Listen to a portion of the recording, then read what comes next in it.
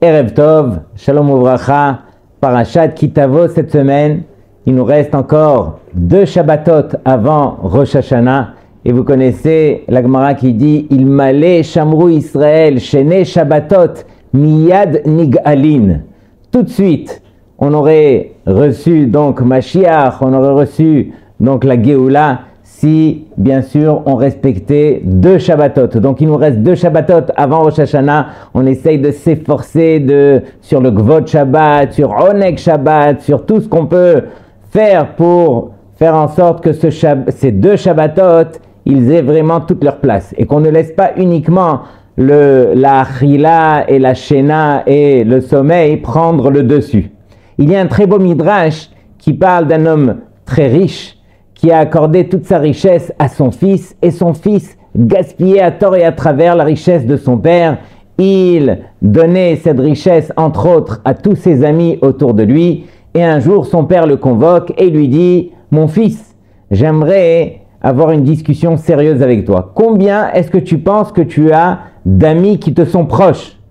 Et donc, le fils réfléchit, il lui dit « Papa, je dois avoir au moins 300 amis. » Il lui dit « Mon fils, je n'aimerais pas te décevoir, mais tu es loin d'avoir 300 amis. Ce ne sont pas des vrais amis, ils sont attirés par tout l'argent que tu dépenses. » Et donc, il lui dit, va réfléchir. Il va réfléchir, il fait le tri, et donc il lui dit, papa, c'est vrai, tu as raison. Finalement, je compte que 30 amis qui me sont très proches. Il lui dit, mais même 30, est-ce que tu penses que tu as 30 amis qui te sont proches? Ils te sont proches au jour d'aujourd'hui parce que tu les gâtes avec ton argent. Alors il lui dit, va réfléchir. Il va réfléchir et il dit, papa, regarde, j'ai réellement 3 bons amis. 3 bons amis sur qui je peux compter. Le père, il lui dit, ok, mais j'aimerais qu'on teste si vraiment chacun de ces amis vraiment te sont très proches. Et donc, il lui dit, regarde ce que tu vas faire. Tu vas aller les voir et chacun, tu vas citer ce que je vais te dire. Il va chez le premier, il tape à la porte très très tard le soir et il lui dit, s'il te plaît, ouvre-moi, je dois te dire quelque chose. On m'a convoqué au tribunal, on m'accuse d'avoir tué quelqu'un et donc j'ai besoin d'un ami qui va venir m'accompagner, qui pourra plaider un petit peu ma cause, qui pourra dire qui je suis réellement. Et donc l'ami, il entend cela et il dit, le tribunal, on t'a accusé d'assassinat. Alors directement, il lui ferme la porte au nez et il voit que donc l'ami est rentré chez lui, il va chez le second. Il va chez le second, encore une fois, il répète la même chose, tribunal, assassinat, et le second, il lui dit, ah bon, alors rentre à la maison, viens prendre une douche, je t'accompagnerai au tribunal, mais sache que arrivé au tribunal, alors je ne pourrai pas rentrer avec toi, j'ai un petit peu peur et je ne pourrai pas faire plus que cela, je t'accompagnerai jusqu'à la porte du tribunal. Il lui dit, ok, merci beaucoup, je te tiendrai au courant si j'en ai besoin. Il va chez le troisième et là, lorsqu'il arrive chez le troisième, encore une fois, tribunal, convoqué, assassinat. Et donc le troisième, il lui dit, mais toi, tu es mon meilleur ami, rentre à la maison, prends une douche, je vais m'occuper de toi, je vais te donner à manger. Demain, je t'accompagne personnellement au tribunal, je rentrerai avec toi, je parlerai, je plaiderai ta cause, je dirai combien tu es un ami sur qui on peut compter et toutes les bonnes choses que tu as fait envers nous. Et en espérant que Be'ezrat Hashem, on pourra t'acquitter. Et donc de là, il voit que le troisième, c'est celui qui vraiment tient. Lui, c'est lui le bon ami. Rabotai, qui sont ses amis? Alors, tout ça c'était le mashal, le nimshal. Alors, on a beaucoup d'amis sur terre.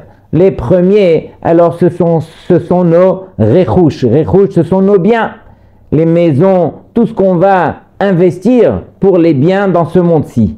Mais lorsque arrive le moment final, lorsque l'homme devra quitter ce monde-ci, alors bien sûr qu'il essaiera d'amener ses amis pour plaider sa cause. Les premiers, donc les biens ne pourront pas plaider sa cause. Ils vont quelque part fermer la porte et ne pourront pas l'accompagner, ils vont rester dans ce monde-ci.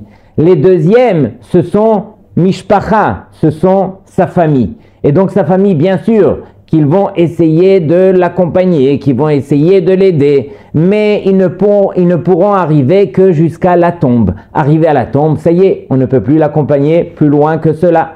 Donc ça, c'est la famille. Qui est-ce qui reste, qui pourra vraiment dépasser la tombe, qui pourra l'accompagner et qui pourra plaider sa cause? Ce sont Torah, Ma'asim Tovim, les mitzvot, tout ce qu'il a fait dans ce monde-ci, ce sont ces choses-là qui vont l'accompagner et qui pourront plaider sa cause encore une fois. Donc Rabotai, encore 2 semaines avant Rosh Hashanah, on a de quoi vraiment s'attacher. Donc comme on a dit, on parle ici de Parashat Kitavo et il y a un remez dans la Masechet Megillah, c'est marqué Ezra Sofer, qu'est-ce qu'il a fait? Tiken lahem le Israël. Il a institué pour les Béné Israël chez Yu Korim Klalot chez Mishne Torah que les Béné Israël devaient lire les Klalot, les 98 malédictions qu'on trouve dans la paracha de cette semaine, dans Kitavo. Et quand est-ce qu'on doit les lire? Kodem Rosh Hashanah, avant Rosh Hashanah. Et le Tosfot là-bas, il dit que on ne va pas coller les Klalot à Rosh Hashanah directement. C'est la raison pour laquelle on lit toujours les Klalot 2 semaines avant Rosh Hashanah, pour ne pas que ça soit quelque part une idée qui est négative, proche de Rosh Hashanah. Et pourquoi est-ce que Ezra il a institué cela? Pour que l'année se termine avec ses malédictions. Et donc ici, qu'est-ce qu'on comprend de là? On comprend que toutes les choses qui sont difficiles pour le clan d'Israël, toutes les épreuves, toutes les mauvaises choses, alors on demande de les lire dans la paracha des Klalot pour que justement ces mauvaises choses, elles partent en même temps qu'on va lire les Klalot. Et que ça ressemble quelque part, Unshalema farim sefatenu. Au jour d'aujourd'hui, on ne peut pas offrir les korbanot. Mais le simple fait que nos bouches vont prier à Hachem, alors c'est par cela qu'on va payer les korbanot. De même, nous aussi. Alors on espère que Bezrat Hachem, Hachem sera mirachem. Lorsque on va lire les Klalot dans Parashat Kitavo, alors partiront avec toutes les mauvaises choses et on dit Tachel Shana Uvirchotea, et donc pourra enfin commencer la nouvelle année avec ses brachot. Donc quelque part, c'est ce qu'on demande ici. Et on dit, mais finalement, comment est-ce qu'il y a eu autant de Klalot? Imaginez, Rabotai, un père qui vient et qui veut punir son fils. Alors il vient et il commence à le réprimander, il doit même le frapper. Mais imaginez un père qui perd ses moyens et qui commence à le frapper sur les mains, sur les pieds, qui commence à le frapper, tout ça. Et donc on dit, mais ça ne se fait pas, tu perds tes moyens en tant que père. Et donc Rabotai, 98 Klalot, Akadosh Baruch Hu, il envoie au clan d'Israël. Pourquoi autant de malédictions? Qu'est-ce qui s'est passé? Rabotai, il faut imaginer que Akadosh Baruch Hu n'envoie rien du tout. Ce sont nous, malheureusement, nos mauvaises actions qui ont causé que Akadosh Baruch Hu, lui, il ne fait rien encore une fois, mais nos mauvaises actions ont causé que ces malédictions, ils arrivent sur nous à cause, justement, des mauvaises actions qu'on a causées. Et donc, quelque part, c'est une metsiout, c'est une réalité. Quelqu'un qui a fauté, même béchogeg, même de manière involontaire, il a créé un feu qui ne peut pas disparaître, sur lequel on se doit de faire teshuva. Et donc, ici, on demande, mais comment est-ce qu'elles sont venues? Ces Klalot, c'est marqué Al Asher lo avadta et Hashem elokecha, sur le fait que tu n'as pas servi Hachem, ton créateur, besimcha uvtuv levav. Du fait que tu n'as pas su servir Hachem avec la simcha, avec le bon cœur, alors Akadosh Baruch Hu, malheureusement, il est obligé de t'envoyer ces Klalot. Et donc, à nous de nous reprendre en main, à nous d'apprendre à servir Hachem pour le bien des choses, comprendre qu'on ne peut servir Hachem que besimcha. Tout ce que Hachem nous demande de faire, alors c'est uniquement pour notre bien. Combien est-ce qu'on doit s'appliquer à faire les mitzvot? Et donc, Rabotai, qui est notre ennemi juré? J'ai vu dans la paracha de la semaine dernière, dans Kitetse, où là-bas, on dit au début de la paracha, Kitetse la milchama al oyevecha. Et le Zohar Hadash, il dit que bien sûr, on fait référence à la guerre qu'on a envers notre pire ennemi, qui est le Yetzer Hara. Mais là-bas, il y a une allusion, c'est marqué Kitetse la milchama. lorsque tu es sorti, lorsque un homme il est sorti, ça veut dire il est venu sur terre, c'est uniquement la milchama, c'est uniquement pour faire la guerre. Et toute notre vie, on devra s'efforcer de faire la guerre contre le Yetzer Hara. Et donc, Rabotai, on va parler un petit peu du Yetzer Hara. À la fin de la paracha de Ki Tetzei, alors on parle de Mechiyat Amalek. On parle du fait d'effacer Amalek. Et Amalek, combien est-ce qu'il a voulu nous refroidir dans la pratique de nos mitzvot? Amalek, c'est l'emblème même du Yetzer Hara. Mais Rabotai, regardez combien se cache le Yetzer Hara derrière Amalek. Amalek, ce sont les premières lettres des mots suivants. Aïn, Aïn, Aïn veut dire Aïef. Ce sont les ta'anot que le Yetzer Hara il a envers nous. C'est quoi les ta'anot? Ce sont les revendications. Première chose que le Yetzer Hara ne fait que chanter du matin au soir. Aïef, je suis fatigué. C'est qui celui dans la Torah qui se plaignait d'être fatigué? Esav, qui Aïef Anochi revient des champs et il dit car je suis fatigué. Le Yetzer Hara, il te fait croire combien tu es fatigué, tu n'as pas la force de faire les mitzvot, de servir Hachem, de t'efforcer, de prier avec Kavana, etc. Donc combien alors on doit apprendre à enlever ces ta'anot du Yetzer Hara. Deuxième, le même. Même c'est quoi? Même c'est mahar. Mahar veut dire demain. Tu sais quoi? Ok, alors écoute, demain je commencerai à faire telle et telle mitzvah. Demain je vais aller au shiur. Demain je vais étudier, etc. Mais on sait très bien que c'est le piège du Yetzer Hara. Quand tu apprends quelque chose, apprends à le faire aujourd'hui. Ne repousse pas à demain. Quand tu vas repousser à demain, ça sera après-demain et après-après-demain et dans une semaine et ça passe aux oubliettes. Même mahar. Ensuite, lamed. Lamed, c'est l'obali. Je n'ai pas envie. J'ai du mal à me motiver. J'ai quelque part l'obali, je ne veux pas. Et donc, le Yetzer Hara, il te fait croire que tu n'as pas envie. Pendant que quand tu commences, quelqu'un qui vient à un shiur, quelqu'un qui écoute quelque chose d'intéressant comme un divrei Torah, bien sûr qu'il a envie. C'est uniquement le fait d'arriver qui est difficile. Mais une fois qu'on y arrive, alors combien on se plonge dedans, c'est la raison pour laquelle on a été créé. Le kouf, malheureusement aussi, une des ta'anot du Yetzer Hara, kasheli. C'est difficile pour moi. J'ai du mal, j'ai le travail, j'ai la femme et les enfants, j'ai les responsabilités, etc. Kasheli. Il n'y a rien de caché. Rabotai, il faut se rappeler alors, tout ça ce sont des ta'anot que le Yetzer Hara, il essaye de nous envoyer du matin au soir. Pendant que nous, on doit réaliser que ça c'est Amalek. Amalek, on l'efface et on essaye de se prendre en main. Rabotai, écoutez ces 4 questions qu'on a justement sur notre ami ou notre ennemi, appelez-le comme vous voulez, le Yetzer Hara. Sur chaque chose dans Sheshet Yemei Bereshit que Akadosh Baruch Hu il a créé, alors il a dit Tov. Il y a une seule chose sur laquelle Akadosh Baruch Hu il a dit Tov Meod. C'est quoi cette chose-là? Le Yetzer Hara.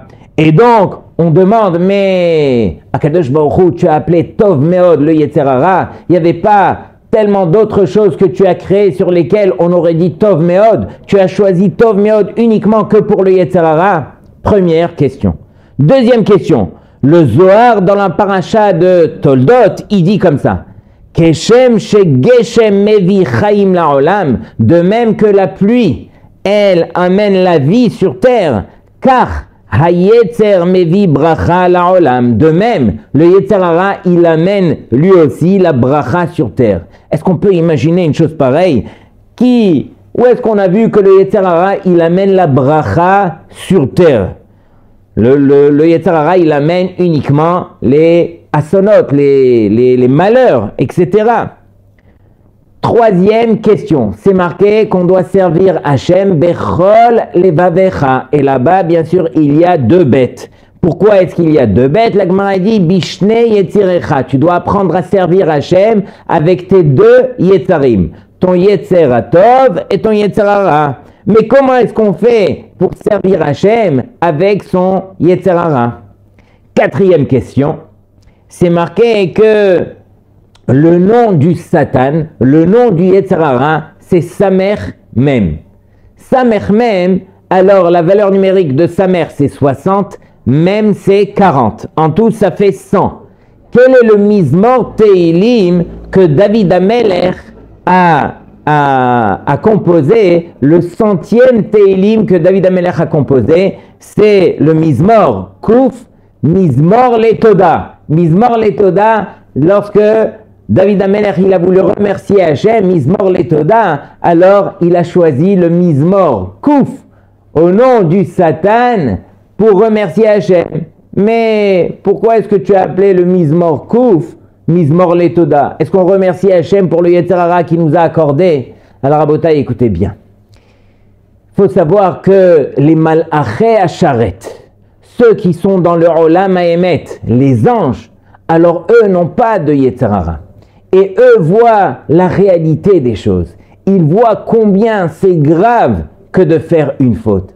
Ils comprennent et ils tremblent lorsque ils peuvent accomplir, Chas v'Shalom, ils veulent accomplir la volonté d'Hachem, mais si ils vont se détourner et ils vont accomplir le contraire, Chas v'Shalom, ils vont disparaître automatiquement. Et donc, ces anges-là, imaginez que dans l'endroit où ils se trouvent, ils sont en train de trembler.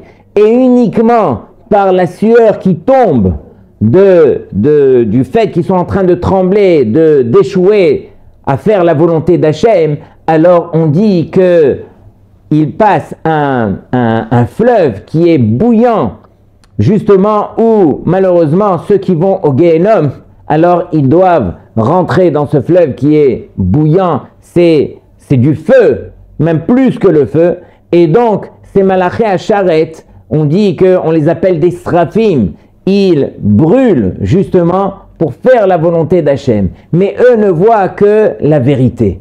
Et donc, Akadosh Baruch Hu, qu'est-ce qu'il a fait?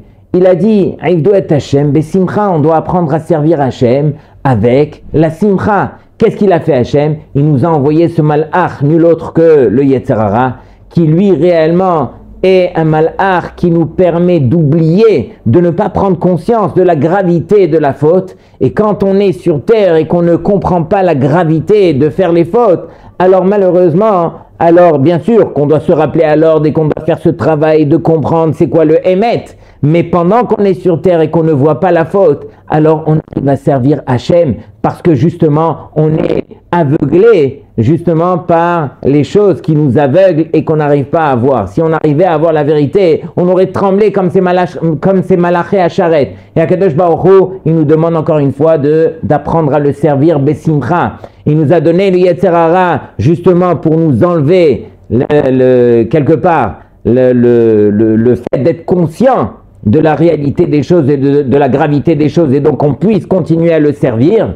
Bien sûr qu'on se rappelle alors grâce à notre Yetzer Tov, et le Yetzer Tov, lui, nous permet de servir Hachem Behema ou Be'ira, avec la crainte.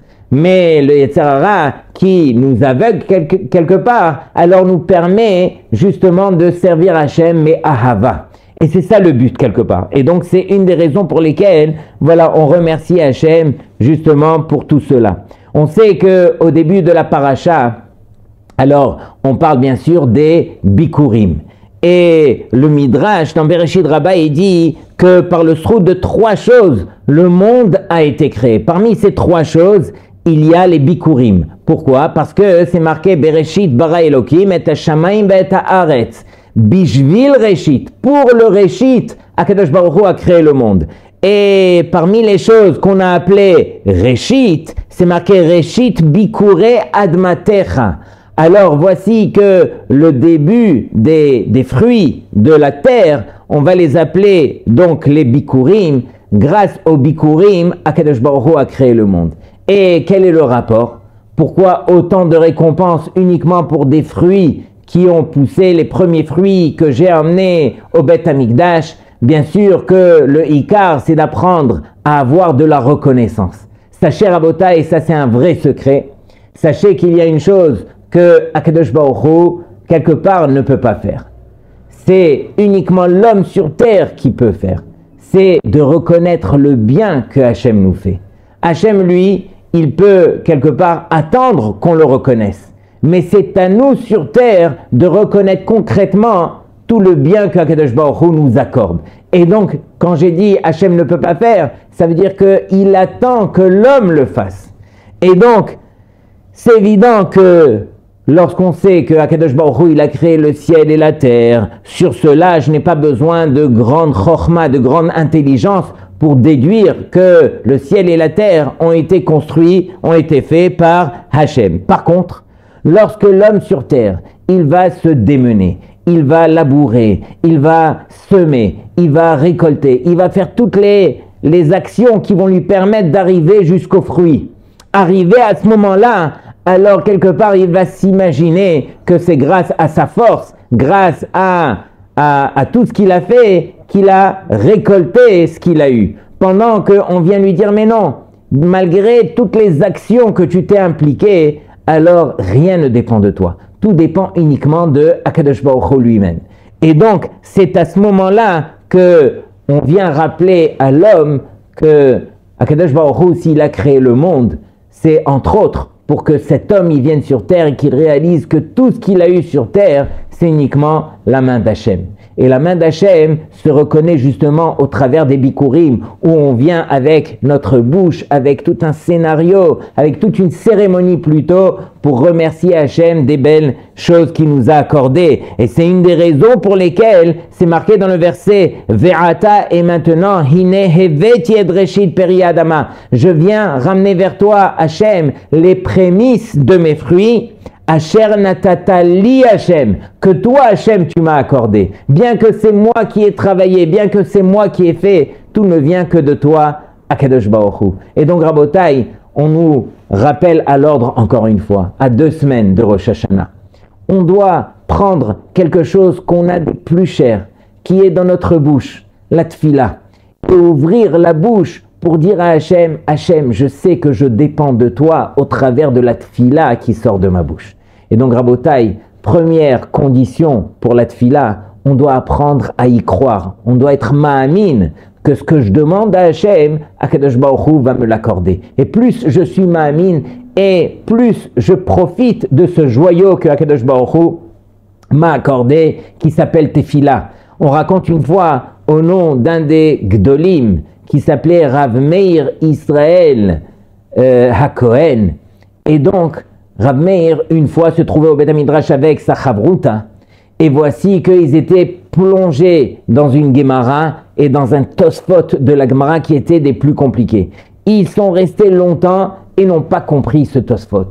Et donc Rav Meir Simcha dit à sa Chavruta, regarde, on va se séparer, chacun va mettre une pièce dans la tzedaka et on va prier Hachem et après on se replonge et on va réessayer. C'est ce qu'ils ont fait, une pièce dans la tzedaka, ils se sont replongés, ils ont étudié et là Rav Meir Simcha, il a compris le Tosfot, il le partage avec sa Chavruta, ils se lèvent tous les deux, ils se mettent à danser, ils sont tellement heureux d'avoir compris le Tosfot. Mais arrivé à ce moment-là, la Chavruta dit à Rav Meir, dis-moi, moi aussi j'ai prié de mon côté, j'ai pas compris le Tosfot. Et donc Rav Meir Simcha lui dit, mais toi, qu'est-ce que tu as prié? Il lui dit, moi j'ai prié Ve'ha'er enenu betoratecha. J'ai prié que Hachem, il m'ouvre mes yeux pour comprendre sa Torah. Arrête, combien et combien de fois on prie, on fait cette tefila? Au moins qu'on ait une appartenance justement avec quelque chose qui s'appelle Torah, comme la Mishnah, comme la Gemara, comme le Chumash, comme toutes ces choses-là que Akadosh Baruch Hu nous a accordées. Et donc il lui dit, et toi Rav Meir Simcha, qu'est-ce que tu as prié? Il lui dit, moi j'ai prié, alors Ahavat Hashem. Ahavat Hashem? Mais c'est quoi le rapport? Tu n'as pas compris le Tosfot et tu demandes d'aimer Hashem. Alors Rabotai, c'est ça le Yesod. Le Yesod, Rav Meir Simcha, il lui dit une fois, la maman, elle a dû quitter la maison, elle a laissé le bébé avec le papa et le reste des enfants. Et voici que le bébé se met à pleurer, à crier. Et donc le papa, il vient et il s'efforce de lui faire le biberon. Il s'occupe de lui, il lui donne la tétine, il le berce. Et il n'y a rien à faire. Le bébé continue à pleurer. La grande sœur, elle arrive. Laisse-moi faire papa. Elle s'occupe de lui, elle aussi. Et le bébé continue à pleurer. Le grand frère qui arrive aussi. Tout le monde s'y mêle. Personne n'arrive. La maman finit par revenir. On n'en pouvait plus. Le bébé continue à pleurer. Elle le prend dans ses bras, elle s'occupe de lui et après quelques minutes, le bébé s'arrête de pleurer. Rabotai, quelle est la différence entre la maman et le reste des membres de la famille? C'est tout simple. La maman, elle aime son fils. du fait qu'elle aime son fils, elle comprend son fils. De même, nous aussi, si on veut comprendre la Torah, si on veut comprendre la main d'Hachem sur terre, si on veut comprendre quelque part notre mission sur terre, on doit apprendre à aimer Hachem. Et donc c'est ça, Rabotaï, ce qu'on doit apprendre à faire dans ces 2 semaines qui nous séparent de ce grand jour de Rosh Hashanah. Apprendre à aimer Hachem. Comment est-ce qu'on apprend à aimer Hachem? On apprend à s'investir dans les mitzvot, dans toute la avodat Hachem, dans tout ce que Akadosh Baruch Hu nous accorde de faire. Notre Emouna, alors elle est dictée justement par tous ces bienfaits que Akadosh Baruch Hu nous accorde au quotidien. À nous d'ouvrir les yeux, à nous de comprendre un petit peu quel est le message d'Hachem, à nous d'accepter que malheureusement, tout ce qui peut s'appeler Klalot ou qui peut ressembler à Klalot, à des malédictions, ça ne peut venir que malheureusement par nos mauvaises actions. Akadosh Baruch Hu, c'est la source de bien, il ne veut que le bien. Shabbat Shalom Lekulchem.